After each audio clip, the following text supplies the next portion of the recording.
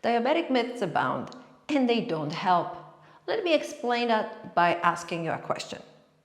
Do you think type 2 diabetes happens because of eating sugar? Do you think type 2 diabetes is a fault of the pancreas?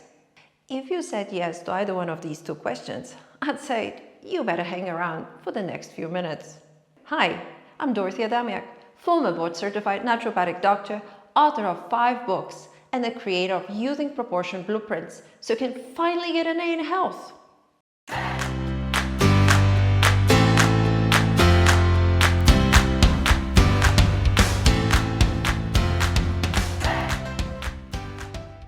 Myth 1, it's the genes. That may be a surprise and even a shock to many diabetics, but type 2 does not happen just because one has a diabetic gene. The common misthinking is that once a father or mother has diabetes, the offspring will get it too. With type 2, that's not how things go. If you have a diabetic gene, you can deactivate it by following a healthy lifestyle, because it's not the genes, but your genes plus lifestyle that decides on your faith. So if you follow a healthy lifestyle, and by that I don't mean plant-based or low-fat, I mean real food and physical activity, you can drop diabetic risk to the proverbial 0. Let me rephrase it. If you have a diabetic gene, you can't just do whatever you want, eat whatever you please, put on weight, and sit all day long watching soap operas. You can't. Because a diabetic gene plus a bad lifestyle is a prescription for a disaster. If you still don't know what I'm talking about, let me put it straight out. If you have type 2, don't blame your genes for the misfortune. It's not the genes, but your lifestyle that makes the final decision about your health. Myth number 2, type 2 is for life. So, is type 2 for life or not? It depends. Listen up. First off, type 2 is not only preventable, it is also reversible. Numerous studies have demonstrated that it is rather remarkably easy to reverse early stages of type 2.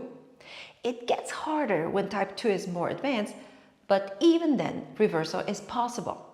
The only time when type 2 cannot be reversed is when the pancreas has completely ceased functioning. At that moment, you will likely be on insulin. But wait! Just because you're on insulin, it does not mean your pancreas doesn't work. It only means you have been prescribed insulin, not necessarily for its lack. Insulin can be prescribed even if the pancreas is working well. That's to force glucose into the cells. That helps lower blood glucose, but that's not what you want if you want to optimize your health. So it's in your interest to check your pancreas. If your pancreas functions well, you can reverse diabetes. In such case, you may not need insulin at all, just some changes to the lifestyle. Myth number 3, it's the pancreas' fault. Type 2 is all about pancreas, right? At least everybody says so. But that's a gross oversimplification. There are several other organs that play a big role in development and progression of diabetes.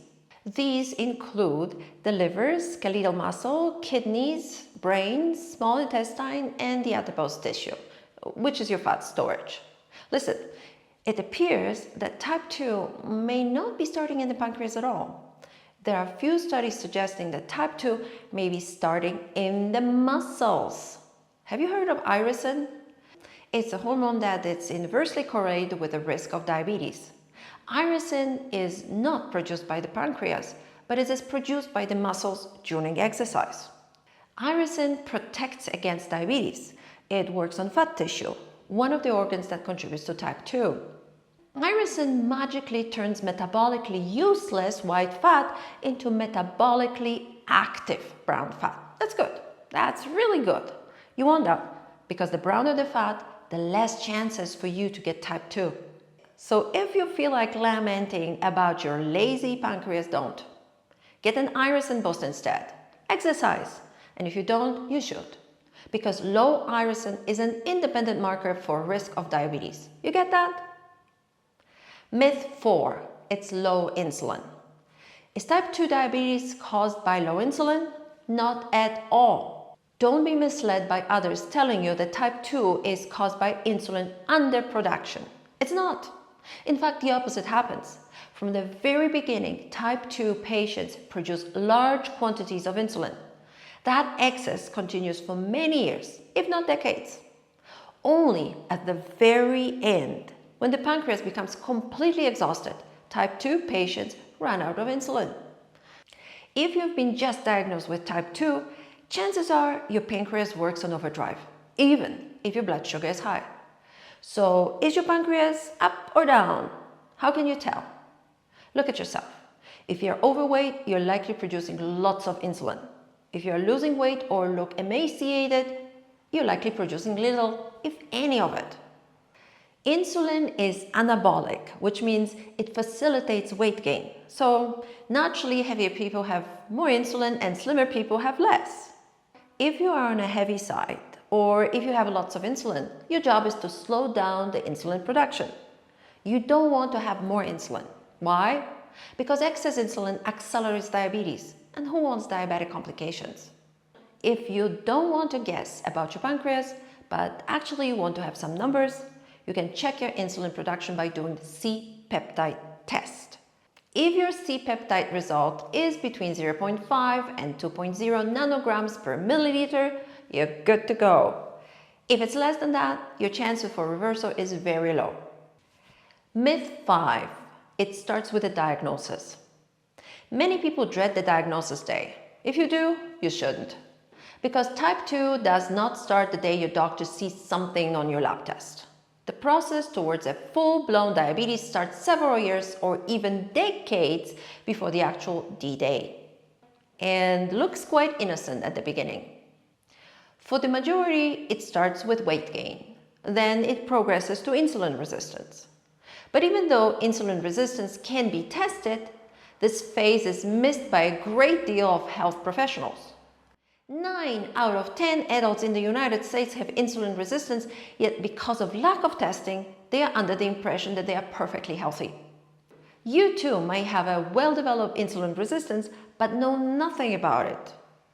Insulin resistance does not start with a spike in blood glucose, but it starts with a spike in blood insulin. If that phase is missed, and there's no change to the lifestyle, the process can move on towards prediabetes. Prediabetes is different from insulin resistance. Besides insulin spikes, it also has blood sugar spikes, but not in the morning, not yet. The initial spikes of prediabetes happen after meals. How can you help your doctor? Check your blood sugar after a heavy meal and see if your glucose is up. If it's up, you may be in the pre-diabetic phase. Have your doctor order fasting insulin. If your fasting insulin is up, you may be in an insulin-resistant phase. Insulin resistance details are coming in my next video. Please subscribe not to miss it. Myth 6. Type 2 needs a special diet. We know that the vast majority of type 2 diabetics are overweight. And yes, being larger frame is a far bigger risk factor for developing diabetes than anything else. Did you know that the best predictor of diabetes is BMI over 30? What's that? That's 200 pounds for somebody of 5 feet 8 inches, or 150 pounds for somebody that is 5 feet high. So it's kind of natural to think that one must go on some kind of a diet to manage diabetes. Well, it happens that the biggest type 2 risk reducing factor is not the diet at all, but physical activity. Did you know that if you walk for 2-3 hours a week, your risk for diabetes goes down by more than half? Diabetics tend not to move much, which is a shame because sedentary lifestyle is a strong mediator of type 2. And that means the less you move, the higher your risk for spiking blood sugar. So do yourself a favor. Instead of counting calories, going low fat, and checking labels for added sugar, why don't you just go for a walk and choose to eat quality real food? No need for any special diet. Try it. You may be surprised with the results. Myth 7. It's all about blood sugar. All diabetics are told to focus on blood sugar numbers. If these numbers are good, the management is good. That's true, but that's not what you want to do. Your ultimate goal is not to manage your blood sugar better, but to actually completely reverse the diabetes. Why? Because only through reversal you can live longer, be happier, stay productive, and remain independent.